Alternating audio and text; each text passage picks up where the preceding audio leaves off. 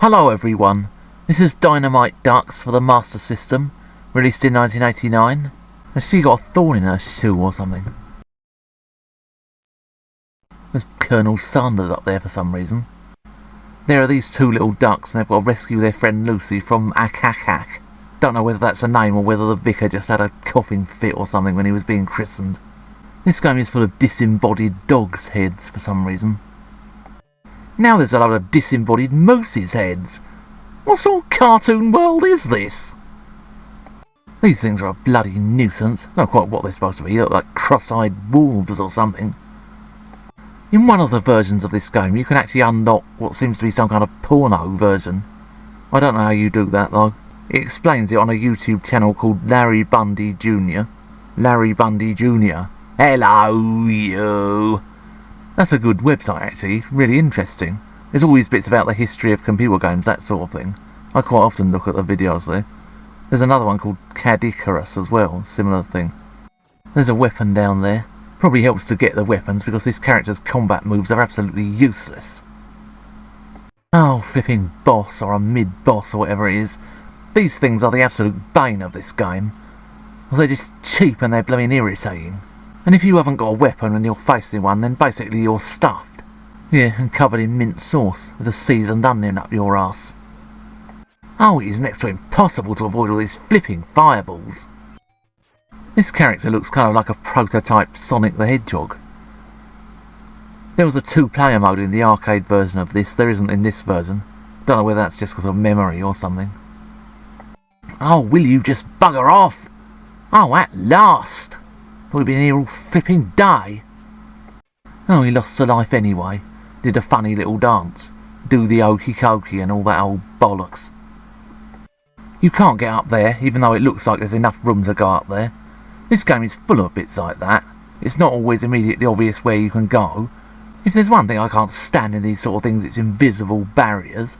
I mean, what, is there a force field or something? Oh, hello. I thought I was supposed to be the one who's a bit ducky. That flickery health bar.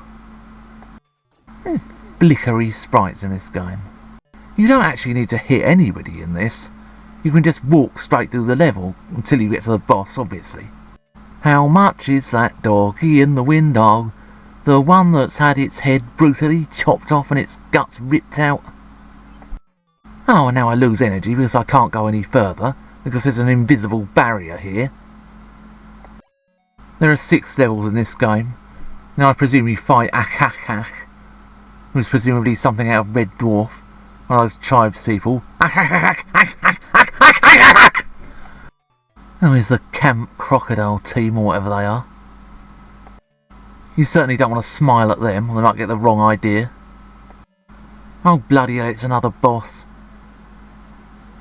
We're back to that boss from one of the Sonic games, where there's all these flipping things going round and round it and you literally can't hit it without getting hit yourself. And now I haven't got a weapon, so this is going to be an absolute chore.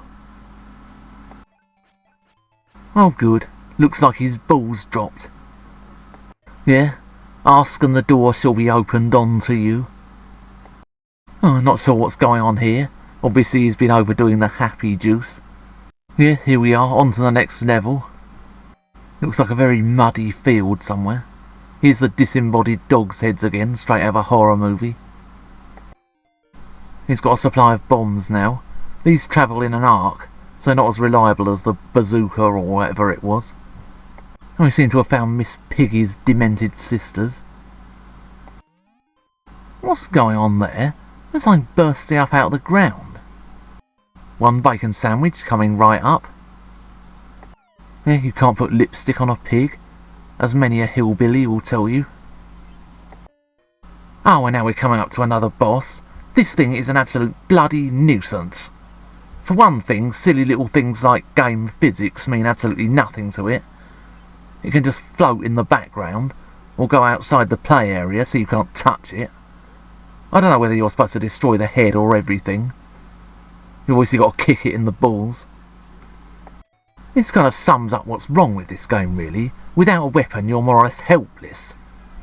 And this bomb is not really any good here because these things zigzag about all over the place. His moves have just got no range to them whatsoever. And this is really a platform game, boss. How are you supposed to get near the head? Just disappears off the play area so you can't touch it.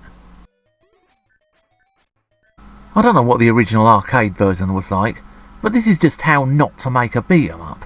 You can just walk straight through the levels, so the enemies are completely pointless, and then when you get to the boss there's a difficulty spike, because they're all just a flipping nuisance.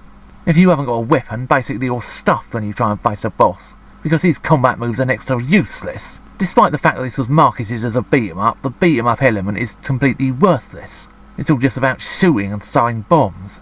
And it probably doesn't help it's not always obvious where you're supposed to go, because the game is full of invisible barriers where it looks like there's a way through. Flickery sprites. It starts getting repetitive after 5 minutes, so you just get fed up with it.